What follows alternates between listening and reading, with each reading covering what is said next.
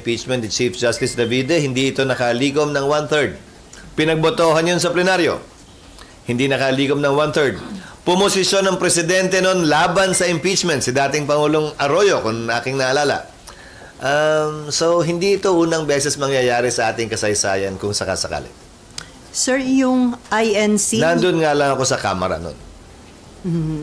Anyway, sir, yung Iglesia ni Cristo, magsasagwa daw ng malakihang rally para harangin ang impeachment case against VP Sara.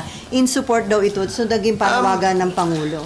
Anong... Ewan ko kung pareho yung napanood mo sa napanood ko, pero ang sabi ng Iglesia ni Cristo, susuportahan nila ang posisyon ng Pangulo na hindi siya sang-ayon sa impeachment. Pero, Malaki ang pagkakaiba nun kung inuna mo na yung pangalawa kaysa sa una. so, may ano ba? In support yata dun, sir, magsasagwa sila ng malakihang Bilang rally. pagsuporta nga sa posisyon ni Pangulong BBM, walang sinabing pagsuporta, kung tama ang pagkakarinig ko, ang pagkakapanood ko, kaugnay sa sino mang binabalakang sampahan ng impeachment. So hindi yun Maliban na lang kung magkaiba yung napanood natin, pero mukhang pareho. Pero sir, ito nga in support nga dun sa panawagan ni Presidente na huwag na Yan. sana magkaroon ng impeachment. Pero hindi naman ito pagsuporta ng INC kay VP Sara. Hindi para sa akin na magsalita para sa kanila.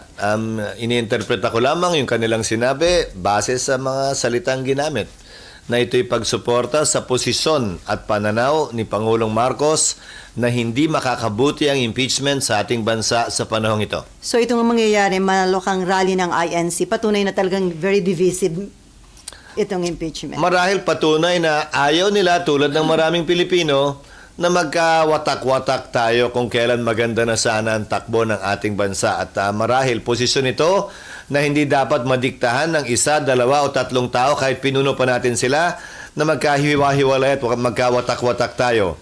Obligasyon ng bawat Pilipino tiyakin at hanapin yung nag-iisang daan na pwede nating pagkasunduan at pagkaisahan sana.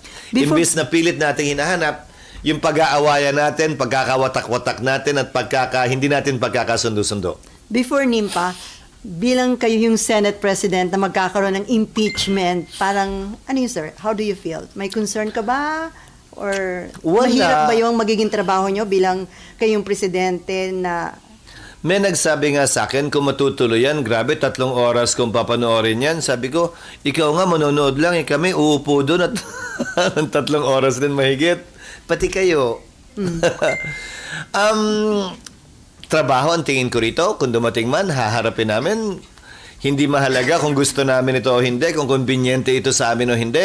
Ang importante ay trabaho ito na inata sa amin ng saligang batas. At kung mangyayari man, gagampanan namin ito.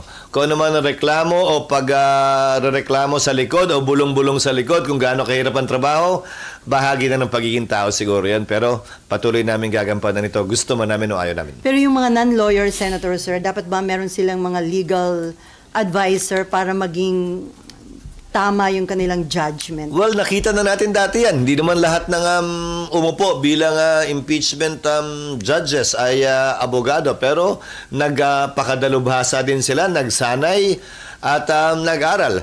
Maski naman ako, matagal na akong hindi nagpa-practice. Kung mangyayari man yan, kailangan ko rin mag-review at magbasa ng rules on evidence. Okay, NIMPA and then back to RG. Meron na kayong panawagan sa mga colleagues na manahimik dun sa impeachment complaints sa merits. Pero would you also advise them na maghanda na rin sa possibility, mag-aral na rin ngayon pa lang? Hindi. Dahil ayokong i-assume yung mga mangyayari at ayokong pangunahan. One way or the other. Dahil pag sinabi kong maghanda na, magsimula na kayo, ready, get set, pero wala pang go, baka isipin ako'y pumapabor o kumikiling sa paghahain o pagsampa.